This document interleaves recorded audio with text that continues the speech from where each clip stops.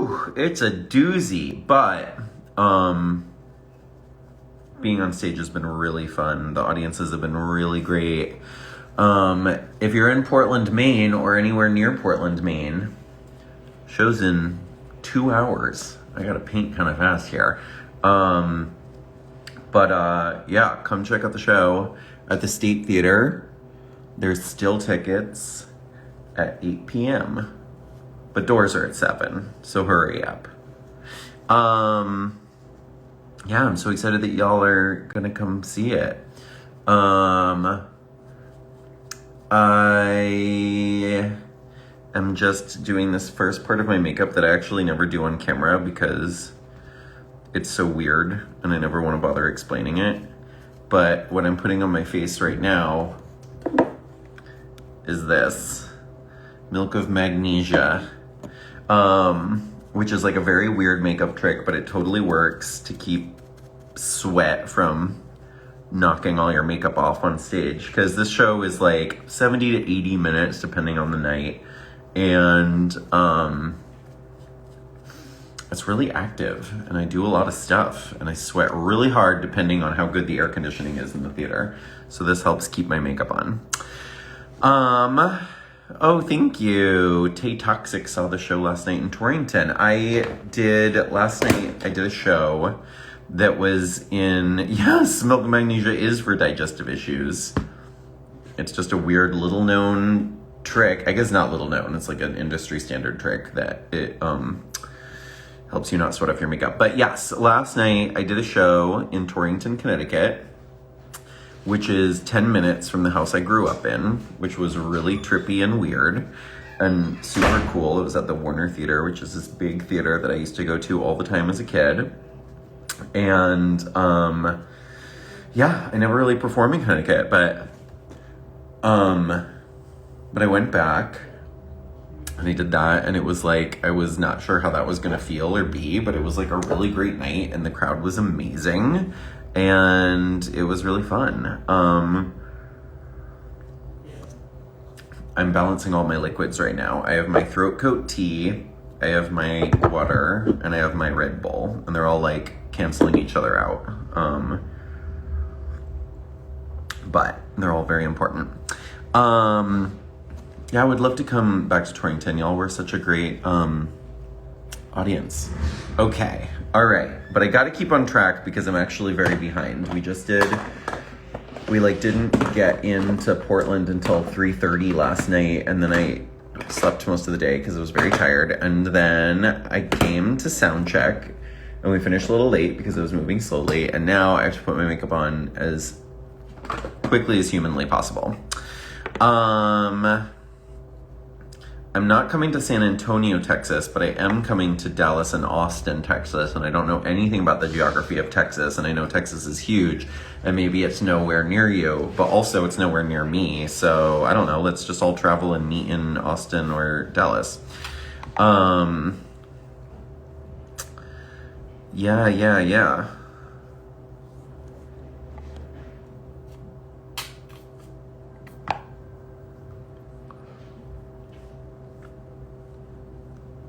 Trigger warning for what? Oh, thanks, Argentina. Yeah, you guys, I'm really into this Patrick Star one size. It's very dirty, but Patrick Star does such amazing stuff, and this primer is really great. Oh my god, I'm so brain dead. But you know, it's funny because I've been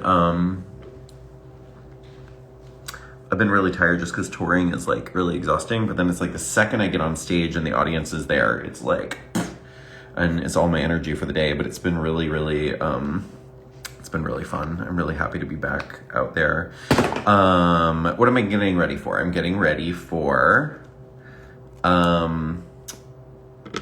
my solo show, Ready to Be Committed, in Portland, Maine. And I'm touring all over the place with it.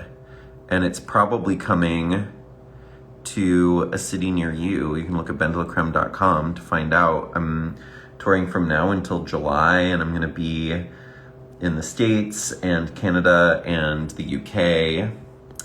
and yeah, all over the place. So check it out.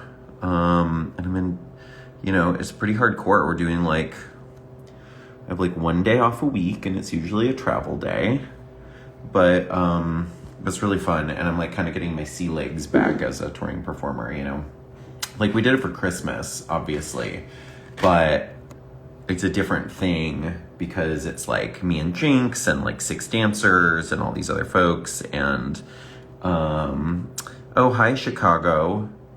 I'll be in Chicago very soon. I can't remember the date, but I'm back at, oh my God, I'm blanking on the name of the theater in Chicago, but I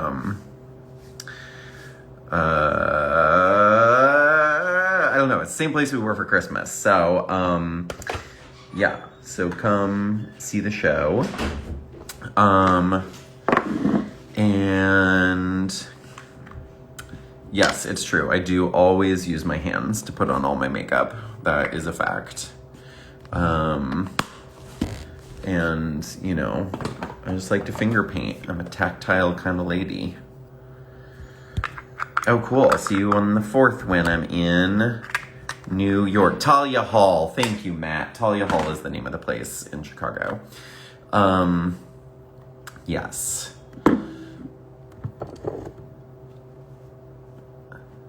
Species of spider. What? Somebody just said something real confusing. See, this is the thing I always do is I'm like already late putting on my makeup, and now I'm just going to read all of your comments instead of actually put on my makeup. So, quit distracting me with your fascinating quips, everyone. But yeah, no, I'm really grateful for all the people who have come out to see the show so far, and like how incredibly, like supportive and excited audiences have been, and just getting lots of really great commentary about the shows afterwards, and how funny they are, but also how people are kind of like moved by the subject matter, you know, because if you haven't seen one of my solo shows before, I like to be real goofy, but I also really like to talk about serious stuff, and this show's all about relationships and the idea of being alone and how hard it is to be vulnerable, but you know, all told through puppetry and dick jokes. If you've seen me and Jinx perform together, it's kind of like what we do together in terms of, you know, like we always make sure to have sort of like a message and a real sense of meaning behind what we do, but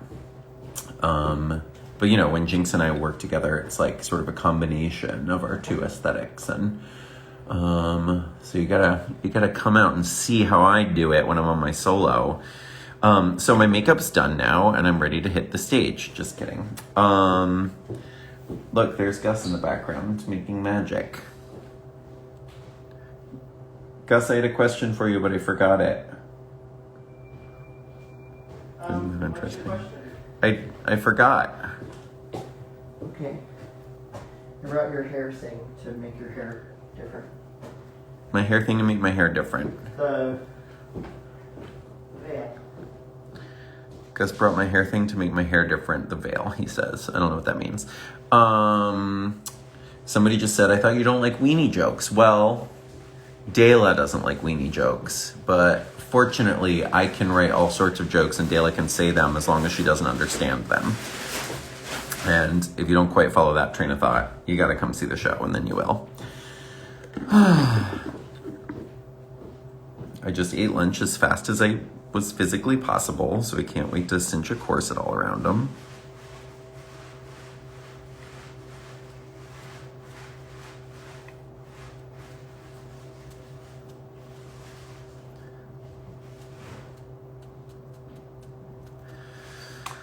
Okay.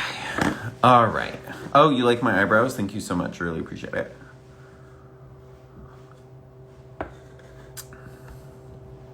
Oh, Kerr Mamba. Sometimes it's really... You guys, I just got foundation on my pants. That's all right. Nobody's gonna look at my pants anyway. What do I do during the show? You're gonna have to come to find out, but because there's a lot of surprises that I don't want to spoil. But it's a lot of original music, comedy. I play 15 different characters. It's really like a lot of storytelling. There's puppetry, there's burlesque, there's parodies, there's all sorts of stuff. I really like to pull out all the stops in my solo shows. So yeah, you just got to see it to believe it. I don't know. Has anybody out there seen one of my solo shows? Have you guys seen Ready to Be Committed? How would you describe it to somebody? A lot of people say it's the hardest they've ever laughed, is what a lot of people have been telling me lately. Now, I don't know if that's true because a lot of us have forgotten about ever laughing in the past since the pandemic, but it sure is a nice thing to say. Somebody, actually, I have to say, one of my favorite comments was the other night at a meet and greet. Somebody said that it reminded them of a combination of Everything Everywhere All at Once and The Drowsy Chaperone, which I think is like delightful. Oh, somebody said it's just mind-blowing, so hilarious.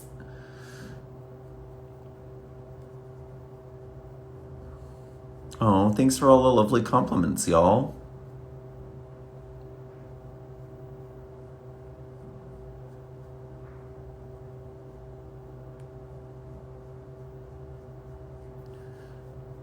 Wow, somebody just said it was the best money they ever spent. You hear that, folks? It'll be the best money you've ever spent. Oh,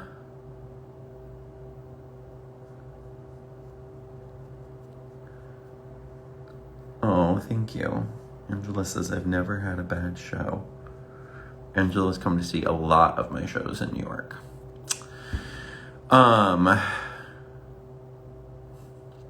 Oh, thank you. Somebody just said they brought a friend who'd never seen Drag Race and that they were amazed. And, you know, I actually get that a lot, which I love because my shows are not about Drag Race. Like, sometimes I do a couple little jokes here and there, but overall that's not like, you know, my shows are about other topics that are more sort of things that I want to explore. And so I get a lot of people who sort of maybe were brought by somebody else who was like a fan from the TV or something, and then those people are sort of like, oh, whatever, I don't know, I guess I'll go see a drag show, what's that? And then people are like, oh, that was like theater, that's, you know, so that's really fun and satisfying because, you know, there's so many amazing queens out there doing so many amazing things, but I think that what I do as a solo performer is pretty different from what other queens who have been on Drag Race are doing. There's like a huge, obviously amazing tradition of drag theater and a lot of amazing artists that do it. And a lot of, you know, like the legends, Varla Jean Merman, Coco Peru, Peaches Christ, all those folks have been doing it for a very long time. And I'm very proud to be part of that tradition.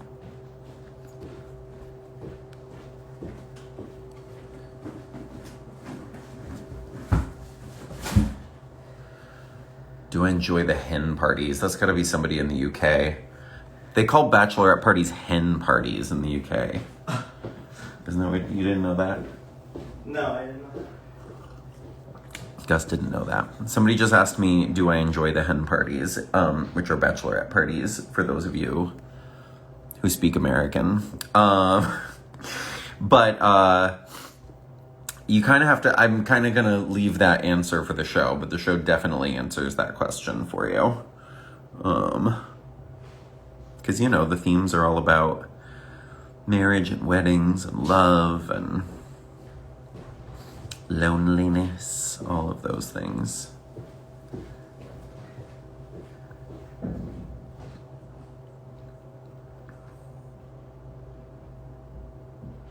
Yes, Gus is wearing a Pee-wee shirt.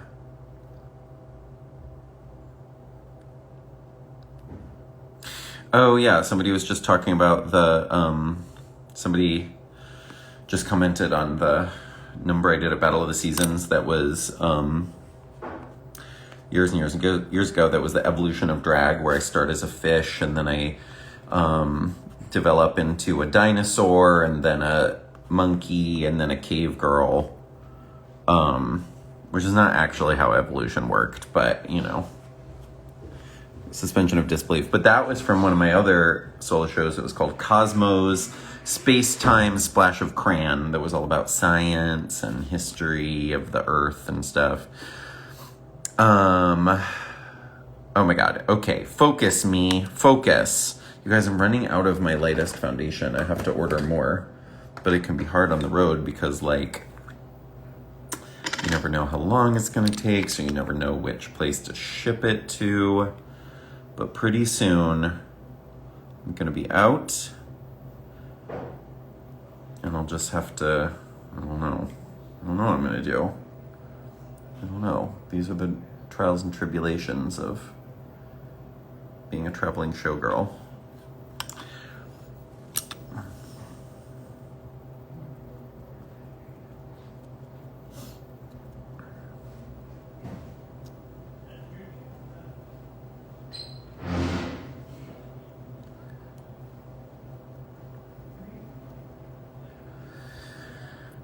Where am I going in Canada? Go to my website. You'll find out. Vancouver, Montreal, and Toronto. Oh, Gus says Vancouver, Montreal, and Toronto. All in July. All in July. Don't ask me, ask Gus. You heard I like gin from who? I think gin is the most disgusting alcohol that's ever been invented. And whenever I'm in the UK and everybody's just guzzling gin all the time, I'm like, oh my god, because my favorite alcohol is tequila. And let me tell you that there is no decent tequila in all of the UK. And I don't care what any of you Brits say, you don't have any good tequila. But runner-up to tequila is bourbon. And absolute last place is gin. In fact, so last place, they get it away from me. Never get gin near my mouth. It's so disgusting. It tastes like a Christmas tree. Somebody else asked what my coffee order was, which I think is funny because it's sort of boring. But also everybody's always like, I always get people being like, wow, you really want a boost today. I'm like, no, I don't. I just am from Seattle. I drink an 8-ounce quad Americano. So 4 shots of espresso in an 8-ounce cup, which is smaller than some places carry, in which case I just tell them to make the cup half full. And that's my coffee order. And I gotta tell ya, it really tells you a lot about a city when nobody blinks versus when everybody looks at you sideways when you place a coffee order like that. All right, what have I got here? All right, sorry, I can't talk for a second because I have to figure out my makeup situation. Oh my god. You know what? Somebody bring me makeup. Somebody bring me, this is what I want for a gift at a meet and greet. I want Kevin Aquan foundation. It's the SX01. That's the meet and greet gift I want. People always ask me. I can never think of anything. I'm out of my latest foundation. Help me.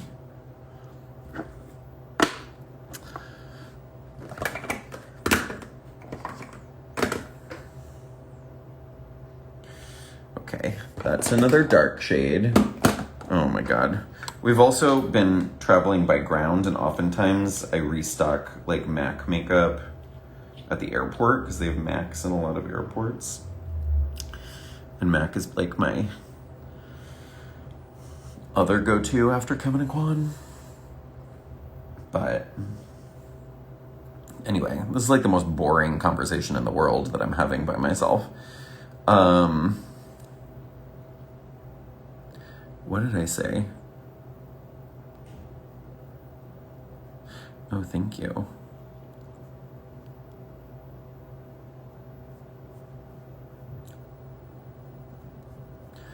Am I rich? Well, it really depends on how you define it. We live in a culture where there's billionaires going to outer space for fun. So really, none of us are rich in the grand scheme of things. If you're grading on a curve, most of us are poor because billionaires are hoarding all the money while people are sleeping in the streets and starving. Super messed up. Is that the answer you expected? Was a diatribe about how messed up end stage capitalism is?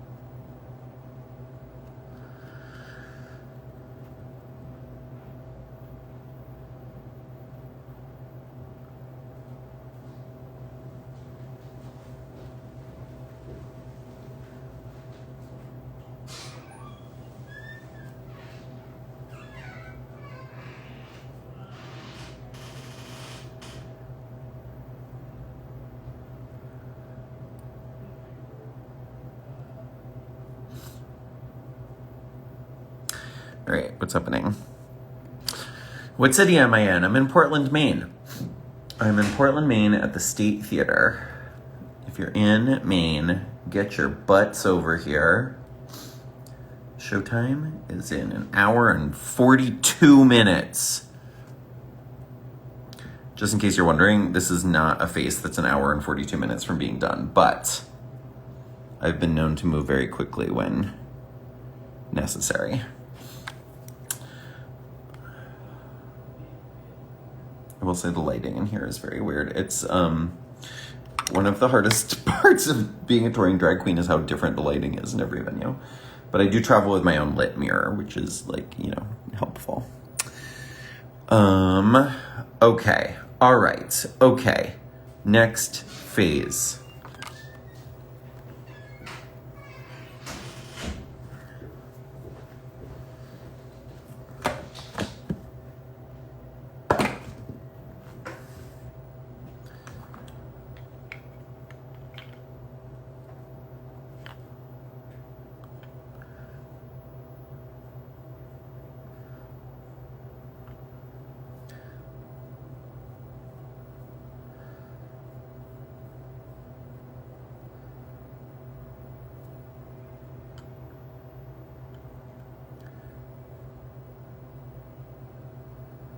Why are the meet and greets so late?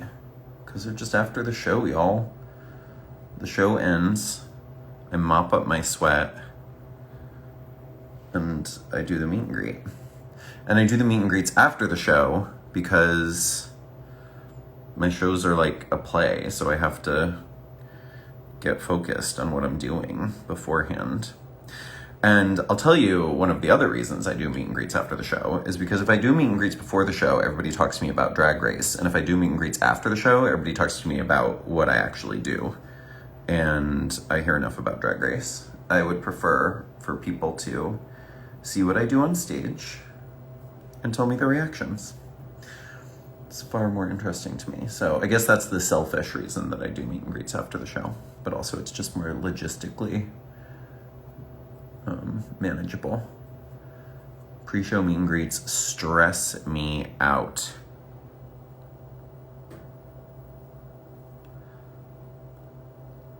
It's like a very different energy. Performing a one-woman show requires kind of all my attention, and then meet and greets, I want to be like really present with people, but I'm not really able to do that in the same way before the show because I'm like, you know, just thinking about getting out there and giving it my all.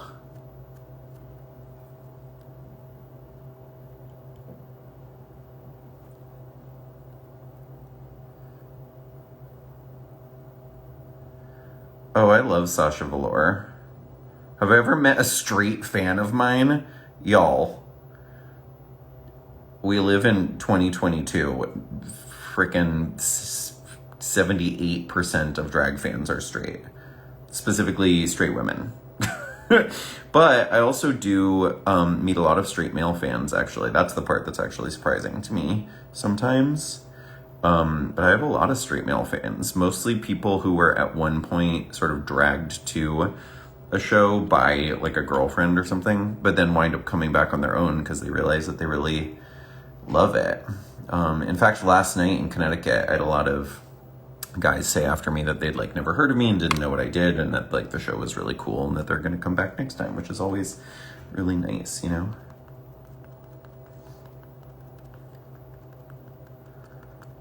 No, I won't be back in P-Town this summer because I'm making up for all the touring that I missed over the pandemic. And this is the tour that was supposed to happen right after P-Town last year, or oh my god, what year is it? 2019.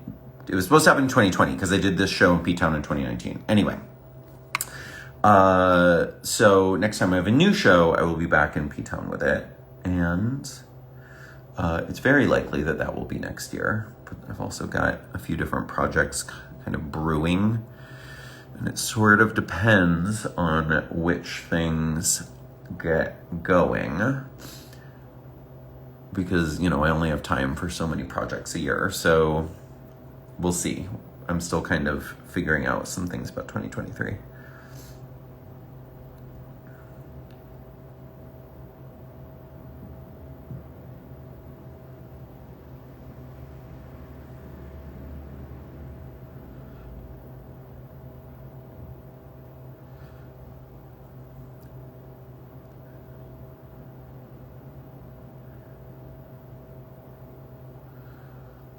Oh my god, somebody just asked me about when Gus and I visited Sid Croft's house, which was so incredible. If any of you don't know who Sid Croft is, you have to look him up. He's so prolific. He produced like 1 million television series in the 70s. Many of them for children, but not all of them. Some of them like variety shows. And he's absolutely brilliant. And he's still going hardcore. He's 92, I think now, and lives in Los Angeles. And one of the best things to happen to me during the pandemic was that I made friends with Sid Croft. And I just started talking to his assistant over social media. And then Sid does something called Sundays with Sid. So if you go to Sid Croft's Instagram, follow him. Every Sunday he interviews a different person. And Sid has lived the most incredible life. He's been a puppeteer since he was 13. Used to travel with Barnum Bailey's circus. Used to perform in burlesque houses as a young kid doing puppetry. And then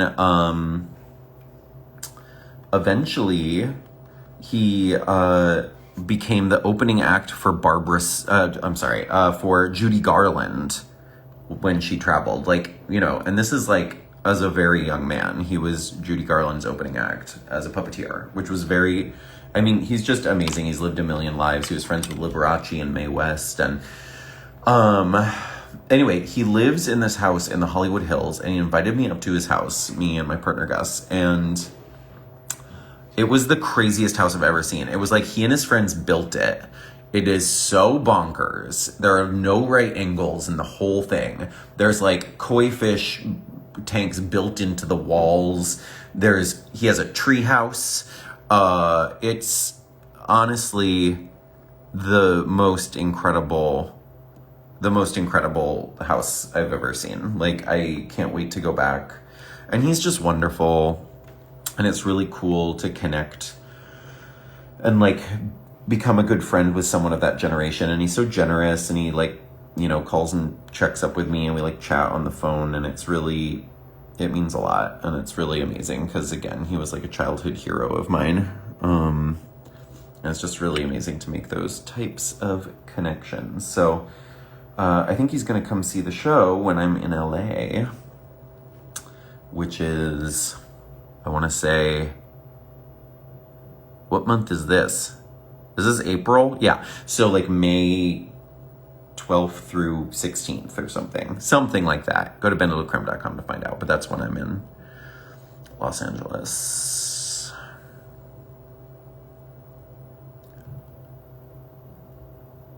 For those of you just tuning in, I'm at the State Theater in Portland, Maine, getting ready for my solo show, Ready to Be Committed, which starts at 8 p.m. Eastern, because Maine is East. So come check it out. Still tickets available. And then tomorrow I have a long-awaited day off, which I'm really excited for. And then I have a show in Northampton, Massachusetts. And then we go to New Jersey. And then we go a bunch of other places. But yeah, if you're in the area, come check it out. Yeah, you did miss the show in Boston. Pull it together. But you know what? I grew up in New England, and I happen to know for a fact that driving from state to state is like pretty low key. So if you missed the show in Boston, come see the show in Northampton, back in Massachusetts, day after tomorrow.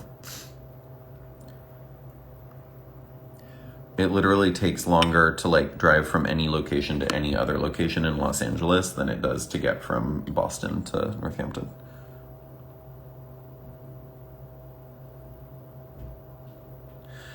That's one thing I don't love about moving to LA is that I spend hours every day just sitting in traffic to go do anything or go anywhere.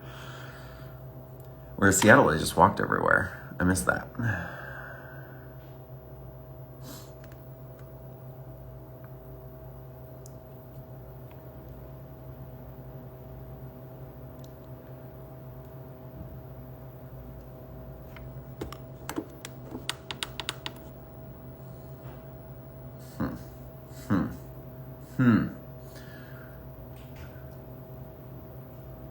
This is the part that takes me the longest of my makeup, is the foundation.